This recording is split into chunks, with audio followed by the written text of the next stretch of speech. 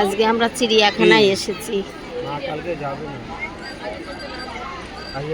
চিড়িয়াখানায় এসেছি, দেখো বন্ধু।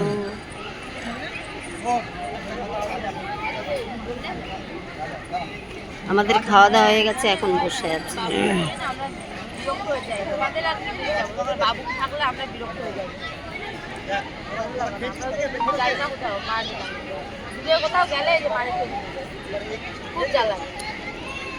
আরে মা যাবে, দাদা থাকবে না, ও কালকে কারো ছুটি।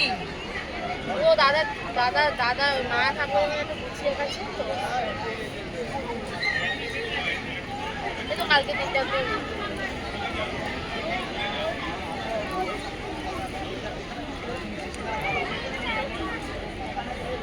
ট্রেনে বসে বেঁধে নিচ্ছে।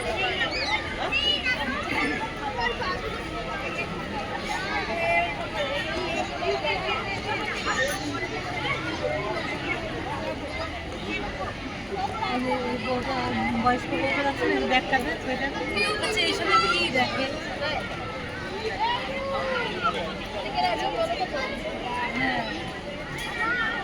বাচ্চা কাচ্চাদের ভালো